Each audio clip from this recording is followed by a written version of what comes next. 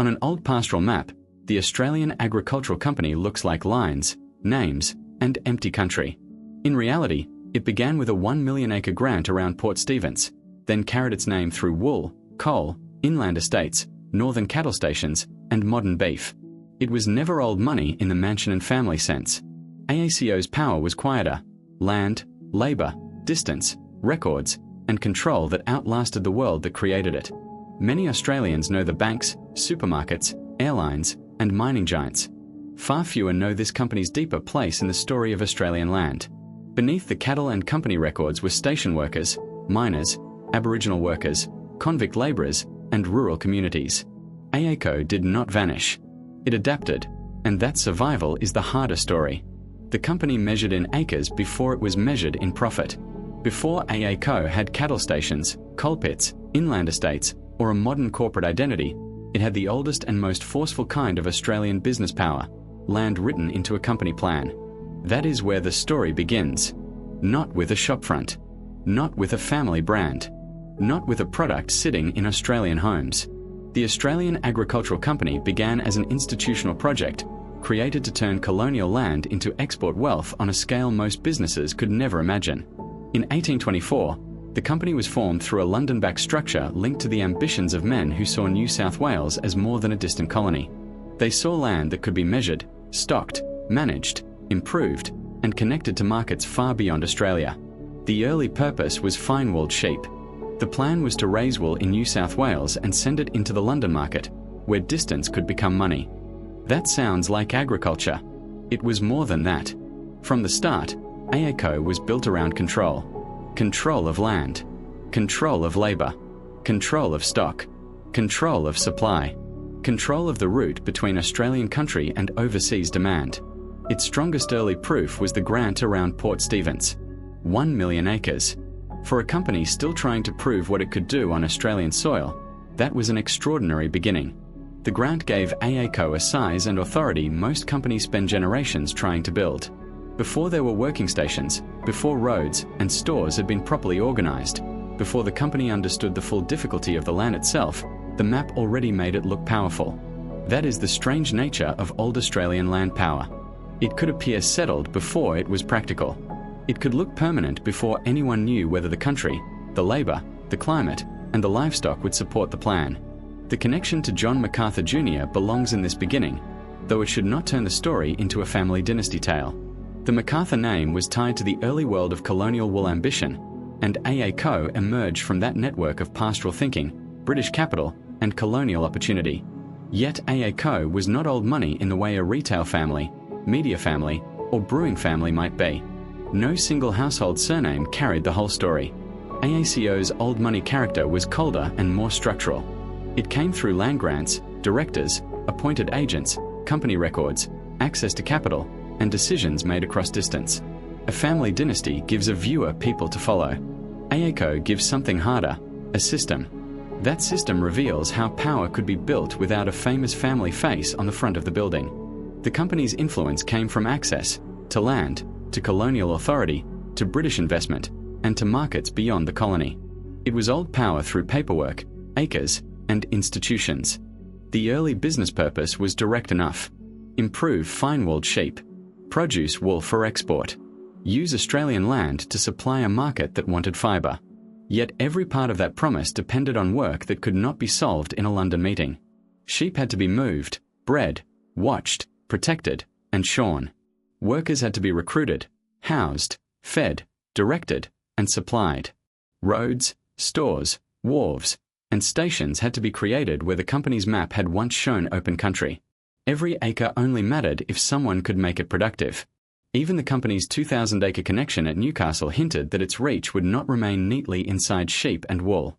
That link would later pull AACo toward coal and early industrial development. It did not replace the pastoral story. It widened it. The same company that arrived through wool ambition would also become part of a broader colonial system of land, resources, labour, transport, and infrastructure. That is why AACo's story should not be dressed up as luxury old money. There is no need for drawing rooms or inherited glamour. The power here was measured in estate boundaries, stock movements, supply routes, ledgers, board instructions, and the lives of people required to make those instructions real. The company's beginning carries the first serious tension of the documentary. A grant could create scale. A London structure could create ambition. A colonial plan could speak of improvement, wool, exports, and profit. None of that guaranteed the land would cooperate. None of it guaranteed that workers would be available, that livestock would thrive, that supplies would arrive, or that the people already connected to that country would simply vanish from a story. On paper, AACo began with power. On the ground, power still had to be made. That next step would test everything. The land around Port Stephens would no longer be a line on a map. It would become roads, wharves, stock, settlement, labour, conflict, and consequence. The place where AACo first learned that owning land was not the same as mastering it. Port Stephens became the first test of old land power. A map can make land look obedient. It can flatten distance, hide weather, remove people, and turn a living place into neat boundaries. Port Stephens did not give AACo that comfort for long. The company had scale on paper, yet that scale had to be dragged into the physical world. Animals had to survive. Stores had to arrive. Workers had to be housed. Roads had to be cut. Wharves had to be made useful. A settlement had to function far from the people who had imagined the company's future in London. That was AACo's first real test. The grant gave it authority. Port Stephens asked whether authority could become a working estate. Robert Dawson was sent into that task as the company's first chief agent in New South Wales. His role was larger than supervising sheep. He had to turn a corporate plan into a place where people, livestock, supplies, buildings, and instructions could work together. In company language, this could sound administrative. On the ground, it meant choosing sites, organizing labor, managing stock, building basic infrastructure, and trying to make a distant estate behave like a business. Carrington became one of the early centers of that ambition. It was not merely a name on the company's map. It became part of AACo's attempt to gather authority, labor, animals, buildings, stores, and routines into one visible system. Around that settlement, the company's power began to appear through roads, farms, gardens, stations, a wharf, and the daily work of making an estate usable. Here, AACo's old money story becomes more human. Land did not organize itself.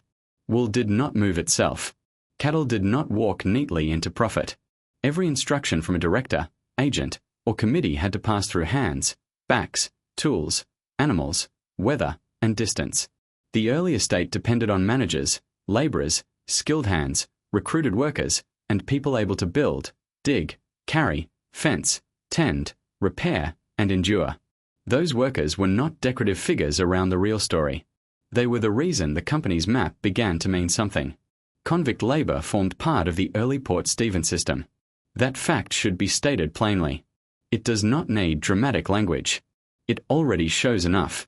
AACo's respectable language of improvement and enterprise sat inside a colonial labour world where not everyone working the land had freedom or choice. Directors and investors could imagine while travelling toward London. The physical beginning was made by people trying to make stores, roads, stock, and shelter function in difficult country. Port Stephens also carried a much older human history before AACo arrived. It was connected to Warami country. That matters because the company did not enter empty land, even when grants and maps made it appear that way. The company record belongs to business history. The land itself belongs to a deeper story of Aboriginal life, knowledge, movement, and connection. Available records also point to Aboriginal workers being part of the early Port Stephens estate labour story. That detail complicates any simple version of the company's beginning. Aboriginal people were not only outside the frame. In some cases, they appear inside the working life of the estate, even as that estate formed part of a colonial system changing the land around them. Their role should not be inflated beyond the evidence, and it should not be reduced to a passing reference. It belongs at the centre of a land power story because in Australia, land is never. Tarlee House gives this early authority a physical shape. Connected to the Port Stephens world, it stands as a reminder that corporate power did not remain invisible. It became houses, stores, offices, roads, managed spaces, and social distance. A place like Tarlee can look calm from far away, even elegant. In this story, its meaning is not glamour. It is the sign of a company hierarchy arriving on the land. That contrast is important. AACo's Port Stephens years should not be told as a romance of pastoral achievement, nor should they be turned into a simplified accusation. The grounded story is stronger. Port Stephens brought together capital, ambition, labour, Aboriginal history, convict systems, livestock, landscape, and authority. The company wanted order. The land demanded work. For the viewer, this is where AACo stops being an old company name and becomes a living system. Its power was not simply in the grant. It was in the attempt to make the grant productive. That meant shaping a settlement, moving animals, employing and directing workers, dealing with distance, and imposing a commercial rhythm on country that could not be controlled by paperwork alone. The old money angle deepens here. In a family dynasty story, power often appears through inheritance, houses, names, and social position. In AACo's case, power appeared through land administration. It was measured in estate boundaries, work assignments, supply lines, stock movements, and decisions made far from the people most affected by them. Port Stephens revealed the first contradiction inside AACo's story. The company had a beginning that looked immense. It had capital, status, and ambition behind it. Still, every acre had to be made useful through labour, infrastructure, and adaptation. The people most visible in the record were directors, agents, and commissioners. The people who made the estate real were often much harder to see. That is why Port Stephens matters.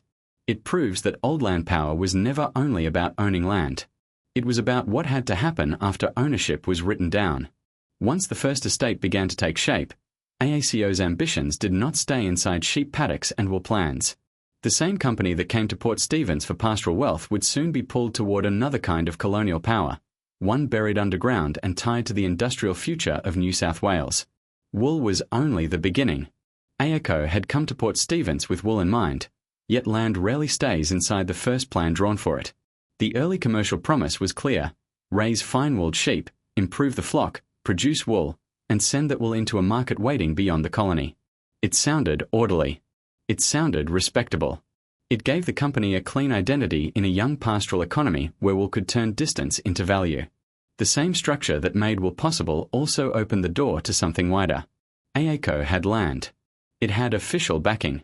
It had directors, agents, workers, supply routes, and growing infrastructure needs. Once those pieces were in place, the company was no longer thinking only in sheep and fleece. It was becoming an institution with the ability to shape parts of New South Wales beyond the paddocks. That wider reach appeared most clearly at Newcastle. The company's connection there came through a 2,000-acre grant, and the story moved into coal. In the early colonial economy, coal was not a side detail. It supported settlement, shipping, workshops, heating, industry, and the growth of towns that needed more than wool to survive. Coal sat beneath the ground, yet its value reached into ports, transport, labour, and government decision-making. AACo's entry into Newcastle coal showed that its old power was not only pastoral. It was physical and strategic. Wool came from land above the ground. Coal came from beneath it. Both depended on workers. Both required transport. Both needed capital, authority, and organisation. Both tied the company to places where ordinary people did hard, practical work while directors and managers thought in terms of output, efficiency, and markets. The Newcastle coalworks were handed to AACo in 1830, a moment that matters because it shows how early the company became trusted with more than grazing land. The decision suggested that colonial authorities saw AACo as a vehicle for improvement and production. It had the structure, capital, and management system they believed could make an operation more efficient. For the documentary, that detail changes the viewer's understanding of the company. AACo was not simply a rural estate operator with sheep scattered across distant land. It was being drawn into the industrial foundations of New South Wales. The same company name that appeared beside wool and Port Stephens also began appearing beside coal, pits, labour, and Newcastle's developing economy. The story should not drift into a mining documentary. Coal is not the centre of AACo's identity in the way iron ore became central to BHP. Its importance here is different. Coal reveals how broad the company's early reach became. The business engine was not one product. It was access to land, minerals, labour, government confidence, export markets, and the infrastructure needed to make remote value move. That access was another form of old power. Not the visible kind built around family portraits or famous public names, for the quieter kind found in permissions, grants, leases, records, and the ability to turn a landscape into a system. A sheep station, a wharf, a road, a coal pit, a storehouse, an instruction centre across distance, each became part of the same structure. For men working around Newcastle, the company's reach meant something immediate. Coal was not an abstract asset once someone had to enter a pit, handle tools, move material, and keep the operation running. Those workers were part of the same hidden foundation as the labourers and stockmen at Port Stephens. Their names were less likely to define the company's public story, yet their work made the company's wider ambition possible. That human layer matters because institutional power can make labour look invisible. The records may preserve grants, directors, commissioners, output, and estate boundaries. The physical work sits behind those records. Miners underground, labourers carrying supplies, shepherds watching stock, carpenters shaping buildings, and people maintaining a company system that stretched across different kinds of land. Wool gave AACo its first purpose. Coal gave it another route into colonial importance. Together, they made the company harder to define and harder to ignore. It was pastoral, industrial, geographic, and administrative all at once. A business that began with sheep was now tied to the wider machinery of New South Wales growth. That widening reach also made the company more complex. Wool required suitable land and steady labour. Coal required extraction, organisation, and control. Both exposed AACo to practical pressures that could not be solved by a grant alone. The early image of a calm land company was giving way to something more demanding. A business spread across estates, minerals, workers, roads, and decisions made across long distances. That wider power helped AACo appear stronger. It gave the company more ways to matter. It connected the pastoral world of Port Stephens to the industrial world of Newcastle. It made the company look less like an experiment and more like an institution.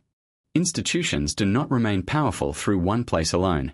As AACo's ambitions pushed beyond the coast, the company's future began moving inland, into estates that seemed to promise a more settled and lasting form of Australian land power. The inland estates made the company look permanent. Power that begins on the coast does not always stay there. Port Stephens had given AACo its first test, and Newcastle had shown that the company's reach could stretch beyond Wool into coal and early industry. The company's longer future could not depend only on its first estate or one industrial foothold. If AACo was going to become durable, it needed land that could carry its ambitions for generations. That search pushed the story inland. The names Warra and Goonoo Goonoo matter because they show AACo moving from a coastal experiment into a wider pastoral system. These estates, tied to the Liverpool Plains and Peel River country, gave the company a different kind of presence. Port Stephens had been the first stage, the place where the map met the ground. The inland estates made AACo look more settled, more embedded, and harder to challenge. On paper, this was still business. Land granted, surveyed, recorded, managed, and folded into company plans. In practice, it became physical and regional. Estates needed homesteads, sheds, fences, tracks, stockyards, water, workers, horses, sheep, cattle, managers, stores, and routines. A company's power became visible not only in official documents, but in the way a region began to organise around its stations and stock. That is what made the inland move important. AACo was no longer trying to make one large estate work. It was building a wider pattern of land control, where different places served different parts of the company's ambition. Warra and Goonoo Goonoo were not decorative names in an archive. They represented the attempt to turn inland country into a stable base for pastoral wealth. The emotional force of that kind of power is easy to miss. It does not announce itself like a bank tower or a factory whistle. It sits in paddock boundaries, station roads, wool sheds, ledgers, stock movements, and the steady presence of an employer in rural life. For workers and families living near those estates, AACo was not abstract. It could shape where people worked, where supplies moved, how local settlements grew, and how land was used over time.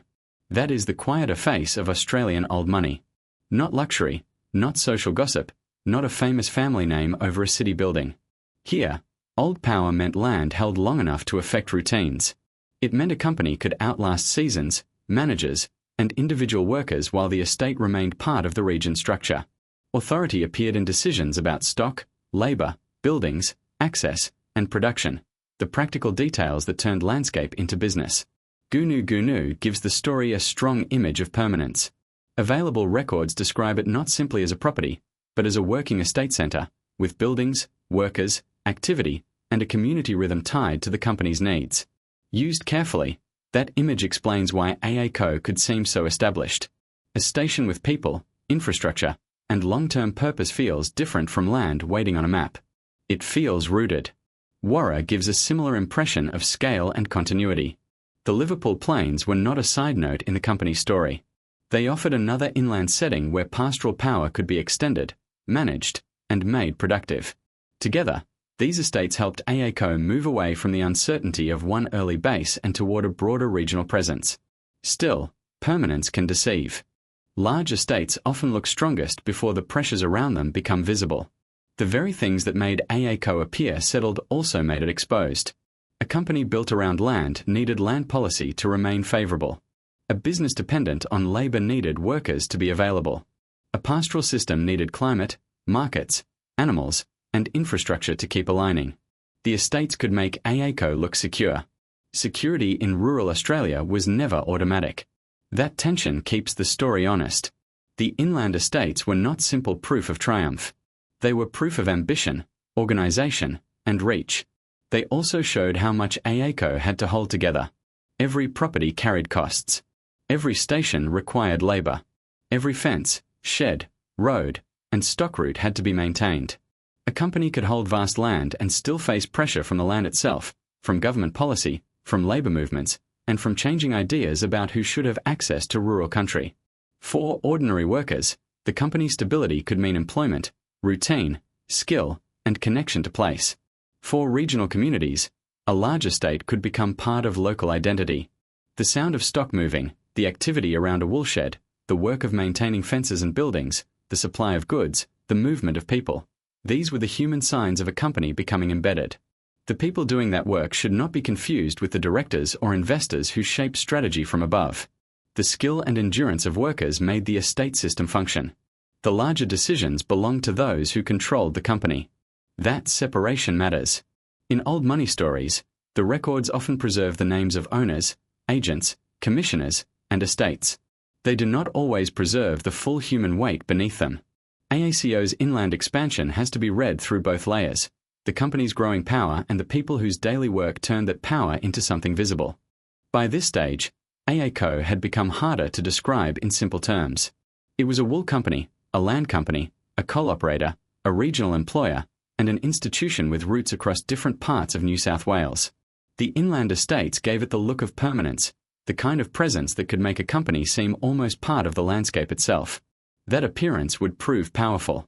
It would also prove fragile. The more AACo's authority depended on large estates, the more it became exposed to questions no company could avoid forever. Whether the land suited the original plan, whether labour could be secured, whether policy would continue to protect large holdings, and whether the old estate model could survive a changing Australia. The weakness was hidden inside the land itself. The inland estates made AACo look settled, almost permanent, as if enough land, fences, stock, and records could turn a company into part of the country itself. Yet the land that gave AACo its authority also carried the first signs of strain. That is the difficult truth inside old pastoral power. A company could hold vast country and still discover that scale was not the same as security. Land could be granted, surveyed, named, and managed. Rainfall, soil, distance, labour, transport, markets, and government policy still pressed against the confidence of a company plan. Port Stephens had already shown part of that tension. The estate looked enormous on paper, and it gave AACo a beginning most businesses could never imagine. Available records suggest that the original country did not fully match the company's early hopes for fine-walled sheep. The plan had been built around improvement, export, and pastoral production. The physical reality was more complicated. Some land could be worked. Some land resisted the purpose imagined for it. Some ambitions had to be adjusted because Australia did not behave like a line on a London map.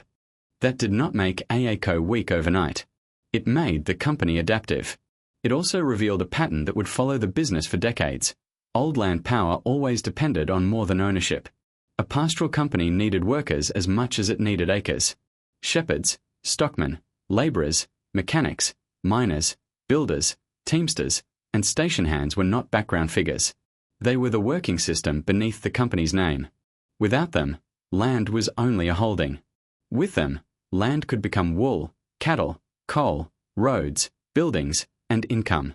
Labor was never guaranteed.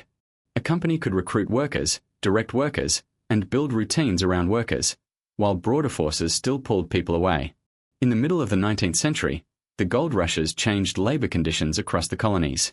Men who might have worked as shepherds or stockmen could be drawn toward goldfields and the possibility of a different future. For estate owners and pastoral companies, that created pressure. For workers, it could mean choice, risk, movement, or escape from the limits of rural employment. The point is not to blame the workers. They did not create AACo's structural vulnerability.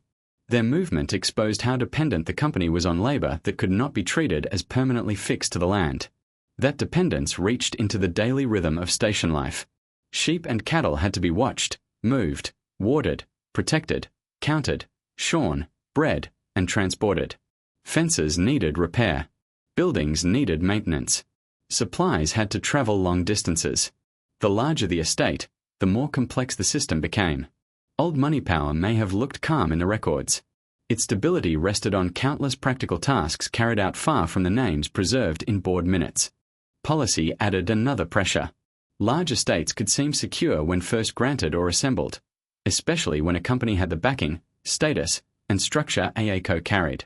Over time, the political and social meaning of large landholdings began to change. The closer settlement movement placed pressure on big pastoral estates in eastern New South Wales. The question was not only commercial.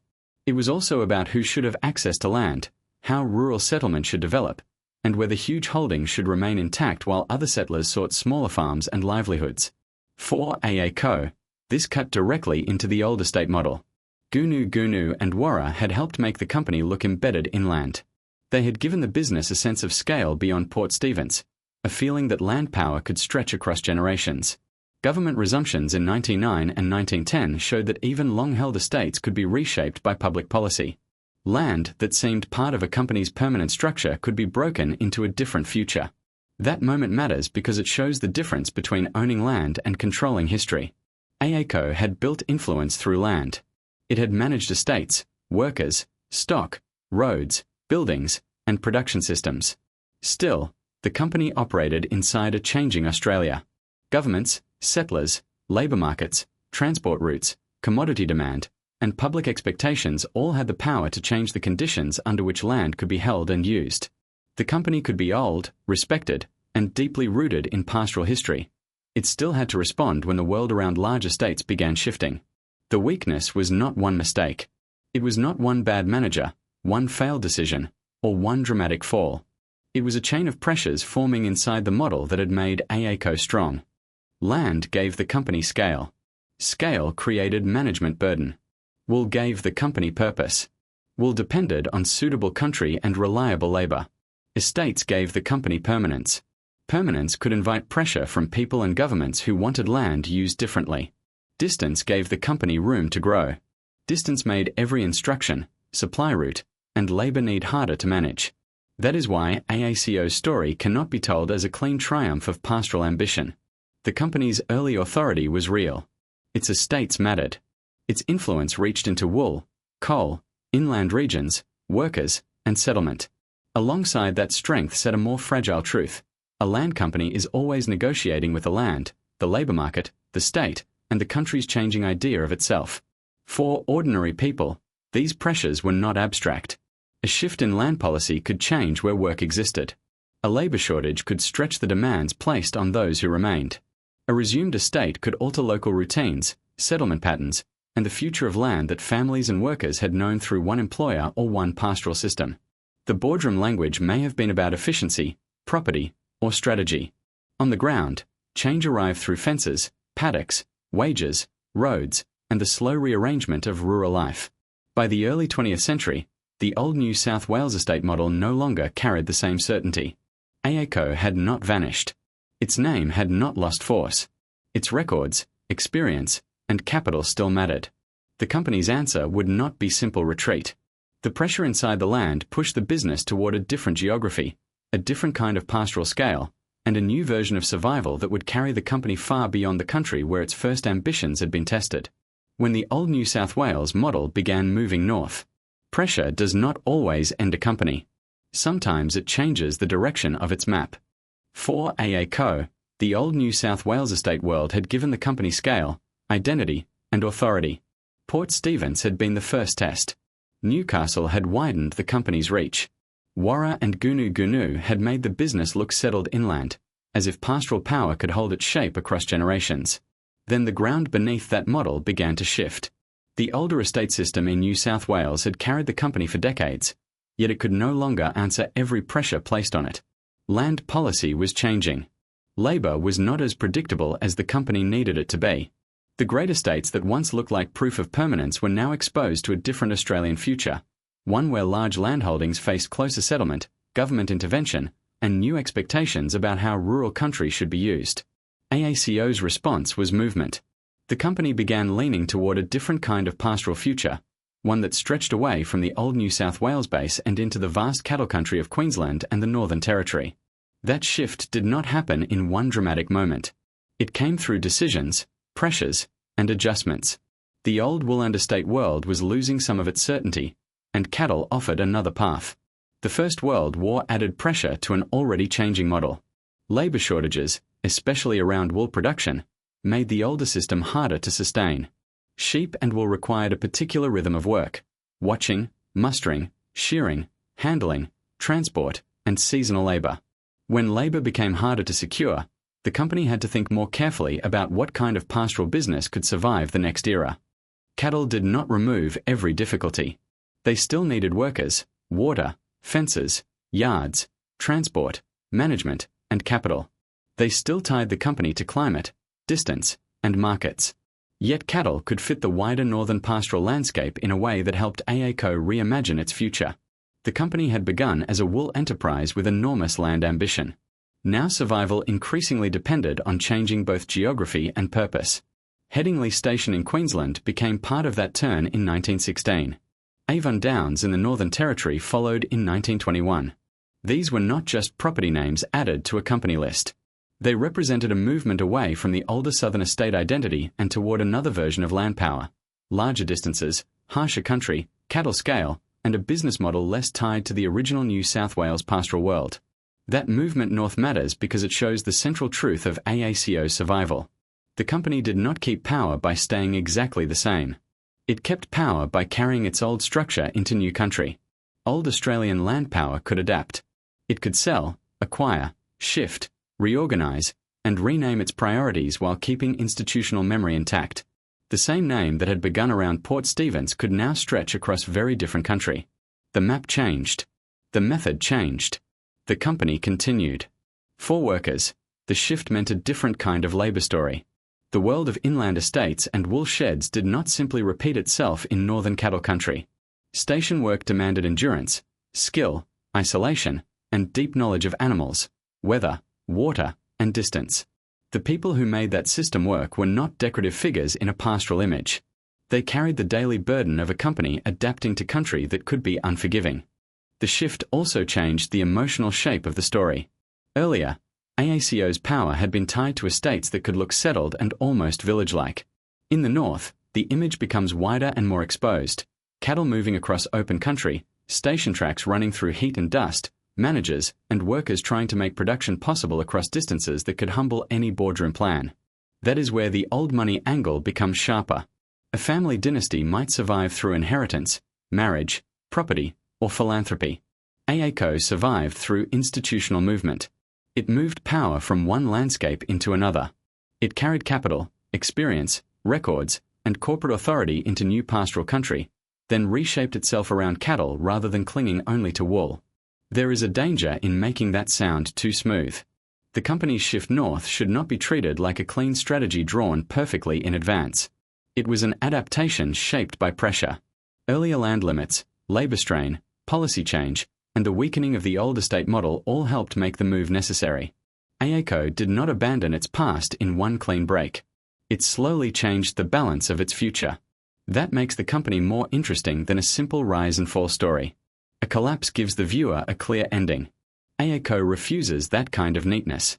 It moved through pressure, adjusted its model, and remained alive under the same name while the meaning of that name changed. The old New South Wales identity did not vanish from the record. Port Stephens, Newcastle, Warra, and Goonoo Goonoo still mattered to the company's memory. They were part of the foundation. Yet the business that survived into the modern era would increasingly be understood through cattle country, northern stations, and the later machinery of beef production. For rural communities and workers, these changes would have been felt less as a grand transformation and more as shifts in where work was located, what skills were needed, which places remained central, and which older estate worlds no longer carried the same weight. Company strategy appeared in reports and records. On the ground, it appeared through stock routes, station work, changing property priorities, and the gradual movement of attention from one region to another. By moving north, AACo showed that old land power could survive by changing its country. The company that began with wool, grants, estates, and colonial ambition was becoming something more recognizably tied to cattle and scale. The next version of AACo would not be built only around land ownership. It would have to sell a modern story of beef, branding, markets, and corporate survival under a very old name. The cattle company that learned to sell a modern story. The move north gave AACo a new geography. Cattle gave it a new language. The company that had begun with wool, land grants, coastal settlement, coal, and inland estates was now being pulled toward a different kind of pastoral future. Across Queensland and the Northern Territory, the distances were larger, the conditions harsher, and the business logic less tied to the older New South Wales estate world. The old map had not been thrown away. It had been redrawn around cattle. That change mattered because cattle altered the way AACo could imagine survival. Wool had shaped the company's early ambition. Sheep had tied it to fine fibre, export markets, shearing labour, and the older rhythms of pastoral New South Wales. Cattle pushed the story towards scale, endurance, meat, breeding, transport, water, yards, markets, and eventually branded beef. The company's power remained tied to land, yet the way it made that land valuable was changing. After the Second World War, AACo increasingly became a specialized cattle enterprise. That phrase can sound clean, almost technical, as if the company simply adjusted its category. In reality, it represented a deeper transformation. A business built from colonial wool ambition was becoming a modern cattle company, with a different relationship to country, labour, markets, and public identity. The old estate model had depended on holding land and producing within a familiar pastoral structure. The modern cattle model demanded more than ownership. It required animal genetics, station management, transport links, feed systems, market access, risk control, and eventually the ability to sell not only beef, but a story around beef. A company could no longer rely only on age, land, and history. It had to prove that an old name still belonged in a modern market. That is where AACo's transformation becomes especially revealing. The company did not survive by staying frozen in its origin story. It survived by turning land power into a more organized supply chain. Cattle stations were still central, yet they became part of a wider system that could include feedlots, farms, processing decisions, genetics, branded products, and export-facing strategies. The distance between a station and a final customer grew more complex, and AACo had to operate across that distance. Later breed decisions also reflected that shift.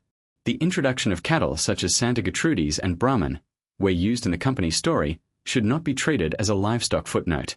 Those choices point to adaptation. Different cattle suited different climates, markets, and landscapes. In northern country, survival required animals and systems that could cope with heat, distance, and the practical demands of large-scale pastoral production. The company's old authority in land had to be matched by knowledge of what could actually live and produce on that land. Feedlots added another layer. Open country remained part of the company's image, yet modern beef production increasingly depended on controlled systems, finishing, consistency, and market expectations. The romantic picture of cattle moving across vast Australian landscapes was only part of the business. Behind it sat spreadsheets, water management, animal health, transport planning, feed costs, customer demand, and the discipline of turning livestock into a reliable branded product. That shift from cattle to branded beef is one of the clearest signs that AACo's meaning changed. A colonial land company could be powerful through grants and estates. A modern beef company had to compete through quality, reputation, supply, and identity. Westholme and Wagyu-style branding, where carefully verified, belong to this part of the story because they show AACo no longer selling only what the land produced. It was selling a premium idea built on genetics, place, consistency, and trust. The company name therefore carried two stories at once. To investors and markets, AACo became a modern agribusiness with assets, risk, brands, and strategy. To the deeper historical record, it remained a survivor from an older Australia, still tied to land and cattle after the original Port Stephens world had changed beyond recognition. That double identity created a new kind of tension. Age gave AACo weight. Modern markets demanded performance. A name from 1824 could still impress, yet it could not protect the company from cattle prices, drought, climate pressure, export conditions, infrastructure costs, biosecurity risks, shareholder expectations, or changing consumer demand. Old land power had entered a world where reputation had to be managed alongside supply chains and financial results. The company's listing on the Australian Securities Exchange added another layer to that modern identity. AACo was no longer only a pastoral institution with roots in colonial land policy and station life. It was also a public company, watched through reports, announcements, governance structures, and shareholder interests. That did not erase its older land story. It changed how control was expressed. Power that had once appeared through grants, commissioners, and estates now also appeared through boards, filings, investors, and corporate strategy. Current ownership and shareholder influence need careful treatment because they can change and because the story is legally sensitive. The important point for the documentary is not to overclaim who controls the company today without the latest records. The safer and stronger point is that AACo's old power moved into a modern corporate world, where land and cattle remained central while decision-making became part of a larger financial and investor structure. Livingston beef also belongs in this modern chapter, only with cautious language. The facility south of Darwin was part of a broader idea of vertical integration, not just owning cattle, but controlling more of the path from station to market. Since company materials describe it as held in a suspended state, it should not be called abandoned or failed without stronger proof. Its value to the story is more careful than dramatic. It shows the ambition and difficulty of turning old pastoral scale into a fully modern beef system. For the workers and communities around this modern company, the story also changed. Station work did not disappear. Cattle still needed people. Feedlots, farms, logistics, maintenance, animal handling, administration, and branded beef operations all depended on labor that rarely receives the same attention as land value or corporate strategy. The modern version of AACo still rested on people doing difficult work across distance, climate, animal. That human continuity is easy to miss. The company's public language may have shifted toward brands, premium beef, export channels, and investor confidence. The work beneath it remained physical. Someone still had to manage cattle, maintain fences, check water, handle transport, operate yards, process information, and keep the system moving. Modern agribusiness can make labor look cleaner on paper than it feels on the ground. AACo's survival, then, was not a simple victory over time. It was a long act of reinvention. Wool gave way to cattle. Estates gave way to northern stations. Landholding became supply chain. Pastoral history became branded beef. Old authority became corporate strategy. The company name endured through each version, carrying the weight of its past into a business that would have been almost unrecognizable to those who first imagined fine-wooled sheep for the London market. That endurance is impressive. It is also incomplete without the people beneath the company name: the workers, miners, station hands, Aboriginal workers, convict labourers, and rural communities whose labour made the land valuable long before it became a modern story sold to the world. The people beneath the company name. A company name can survive for 2 centuries while many of the people who carried it disappear into ledgers, employment lists, estate records, and half-remembered local history. That is the human weight beneath AACo. The company's story has moved through land grants, Port Stephens, coal, inland estates, northern stations, cattle, and modern beef. Those are the visible structures. They are the parts that appear cleanly in archives and company histories. Land can be measured. Properties can be named. Boards can be recorded. Stations can be bought, sold, managed, and listed. The work underneath was never that tidy. From the beginning, AACo depended on people who had to turn distance into production. Managers, mechanics, shepherds, miners, labourers, stockmen, builders, station hands, and later cattle workers made the company more than a name on a map. They carried supplies, tended animals, repaired buildings, cut roads, worked around mines, maintained fences, moved stock, and kept daily routines going in places far from the rooms where strategy was discussed. Between 1825 and 1862, available records show that AACo and the Peel River Land and Mineral Company brought more than 700 men from Europe to New South Wales for work connected to the company's pastoral estates and Newcastle colliery. That number matters because it gives the human side a scale of its own. These were not background figures in a grand company story. They were part of the machinery that made the company's early power possible. Their work crossed different worlds. Some were tied to pastoral estates at Port Stephens, Tamworth, and the Liverpool Plains. Others were connected to coal work around Newcastle. Some were skilled mechanics. Some were shepherds. Some were miners or general labourers. Together, they show how AACo's old power was never just pastoral and never just industrial. It rested on a mixed workforce doing hard, practical work across land, animals, buildings, tools, and minerals. The company's early Port Stephens world also involved convict labour. That fact should be spoken plainly. It does not need exaggeration. It already carries enough weight.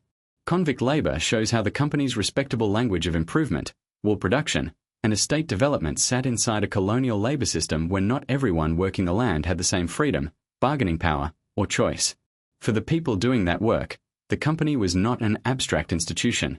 It was a daily reality of tasks, orders, weather, distance, tools, animals, and physical endurance. The Aboriginal history inside AACo's story needs the same care. Port Stephens was not empty country waiting for a company map. It was connected to Aboriginal life, knowledge, movement, and belonging long before AACo arrived. The company's early presence changed that landscape through settlement, livestock, buildings, work routines, and authority. Available records suggest Aboriginal workers became part of the early Port Stephens estate labour story. Some accounts indicate that up to 40 Aboriginal employees may have worked on the estate in the early years. That detail should never be used as a decorative footnote, and it should never be forced into a simple moral slogan. It belongs because it reveals how complicated the human story was. Aboriginal people were not only outside the company's world as observers or victims of change.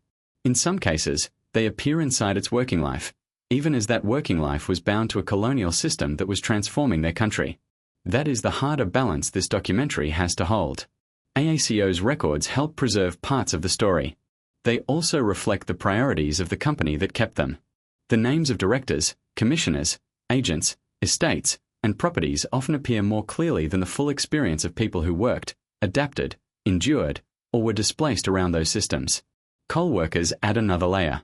The Newcastle side of AACo's history reminds us that the company's labour story was not limited to open paddocks and station roads. It also reached underground, into industrial work connected to extraction, risk, and the growth of a colonial city. Coal could make the company more important to New South Wales, yet that importance depended on men doing dangerous and demanding work far from the polished language of enterprise. Station workers carried the later pastoral story. As AACo shifted toward cattle and northern country, the labour changed in setting and rhythm. Cattle work demanded patience, strength, judgment, and familiarity with distance. It meant handling animals, watching weather, maintaining water points, keeping equipment running, and working in places where isolation could become part of the job itself. The northern stations may have represented corporate adaptation, yet on the ground that adaptation still depended on people.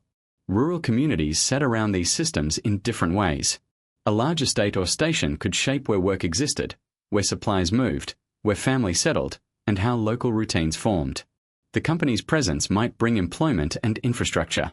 It could also concentrate decision-making far above the people most affected by changes in land use, labour needs, or property direction. That separation is central to the story. Workers and communities should never be blamed for the pressures that forced AACo to adapt.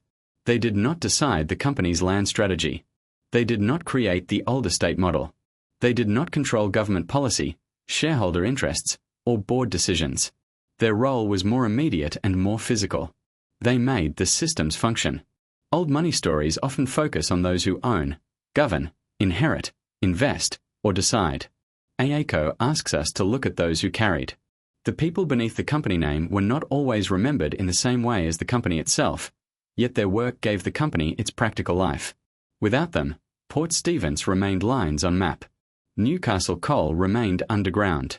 Inland estates remained boundaries. Northern stations remained distant without production. There is emotional power in that difference.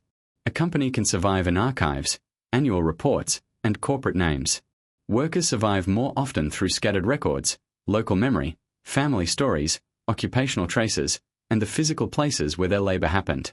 A wool shed, a fence line, a mine entrance, a station track, an old estate road, a stockyard, or a company document can carry more human meaning than a polished corporate summary ever could.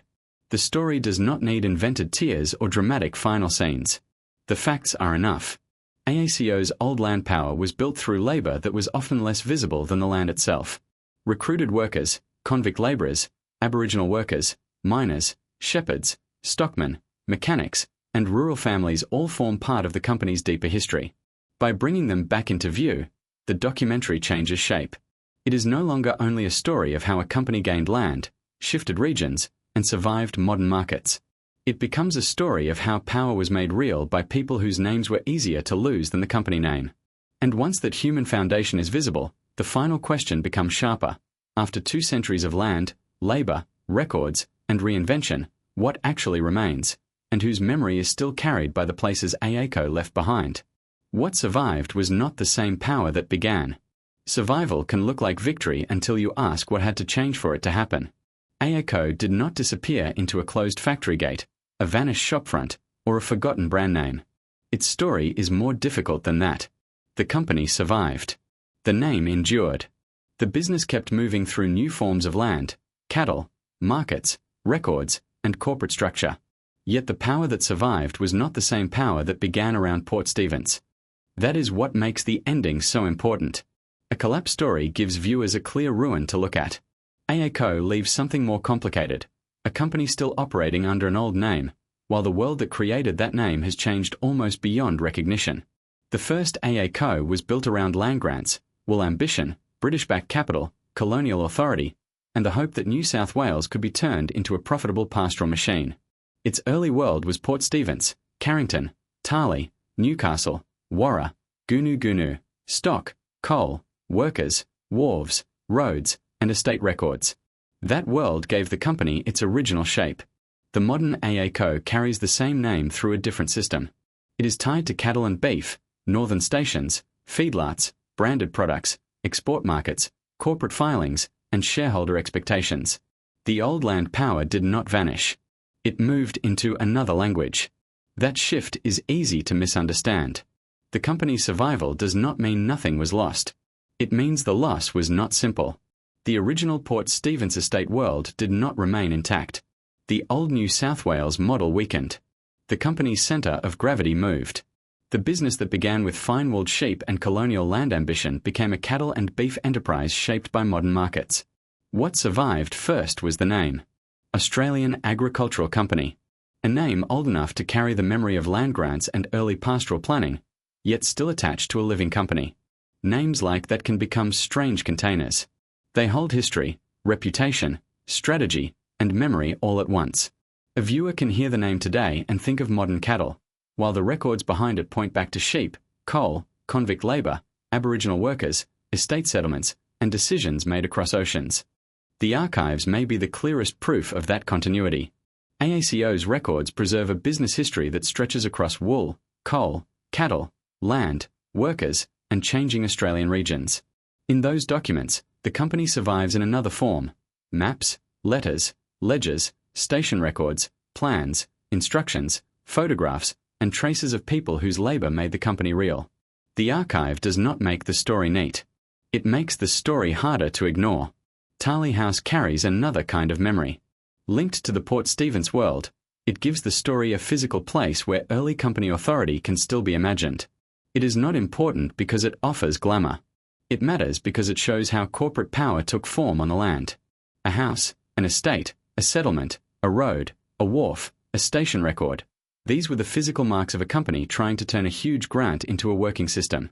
Port Stephens still holds the emotional beginning. It is where the map met the ground, where AACo's first ambition had to become labour, livestock, settlement, and control. Carrington belongs to that memory. So do the early company spaces around Tarlee. They remind us that old land power was never only a financial idea. It became places people worked in, moved through, depended on, and were changed by. Newcastle adds a different trace. The coal connection reminds us that AACo's history was not locked inside pastoral imagery. The company reached into early industrial New South Wales as well, where labour underground became part of the same wider structure of land, resources, and colonial development. Wool above the ground, coal beneath it, cattle across distance, AACo's story kept expanding beyond any single image. Warra and Gunu carry the inland memory. They represent the period when AACo's estate power seemed more settled, more regional, more capable of lasting. Those names show the company moving beyond its first coastal base into a broader pastoral geography. They also remind us that permanence in rural Australia could be fragile. Estates could look rooted and still be reshaped by labour pressure, policy, settlement, and the changing demands of the country around them. Then there are the northern stations. Queensland and the Northern Territory belong to the company's later survival, the part of the story where AACo adapted into cattle scale and modern beef. These places show that the company did not simply preserve the past. It carried parts of the past into new country and new markets. The old power became wider, leaner, more corporate, and more dependent on systems that would have been unrecognizable to the company's earliest backers. For workers and communities, what survived is harder to see. A company name can remain visible while individual lives disappear from public memory. The people who built roads, worked stock, entered coal pits, repaired fences, handled animals, moved supplies, maintained stations, and lived around company places are not always remembered with the same clarity as the estates themselves. Their work survives in the fact that the company functioned at all. That is the human imbalance at the heart of many old money stories. The institution remains easier to name than the people who carried it. The property remains easier to map than the labour that made it productive. The company archive survives more clearly than many family memories, worker experiences, and local stories. AACo's legacy therefore sits in layers. Financially, it survives as a modern company. Physically, it survives through places, records, estate memories, and station landscapes. Culturally, it survives as a reminder that Australian business power was often built far from city towers, across land that had to be measured, worked, contested, adapted, and remembered. The story should not end with a simple judgment. AACo was not only one thing. It was ambition and adaptation. It was land power and labour. It was wool, coal, cattle, records, and modern beef. It was a company shaped by people with authority and sustained by people whose names often sat lower in the record. What began as old land power did not stay frozen in its first form. It survived by changing shape. The name remained, the company continued, and the records preserved enough to show how much was built beneath it. Standing at the end of the story, the strongest image is still the one from the beginning. An old map, a surviving name, and Australian land carrying more memory than the company record can ever fully hold. AACo shows that Australian old money was not always built in city towers, bank halls, or famous family homes. Sometimes it was built across land, in estate boundaries, stock routes, coal records, station tracks, worker lists, and company archives. The Australian Agricultural Company did not vanish. It changed shape. The old Port Stephens world weakened, the New South Wales estate model shifted, and the company carried its name into cattle, modern beef, and corporate survival. What survived was powerful, but not simple. The archive remembers more clearly than many workers could be remembered, and the land still carries traces no company record can fully explain. If you know local history connected to AACo, or if your family worked around these places, share it below. Like the video, subscribe for more serious Australian old money documentaries, and suggest the next company, family, fortune, or forgotten institution that deserves to be remembered.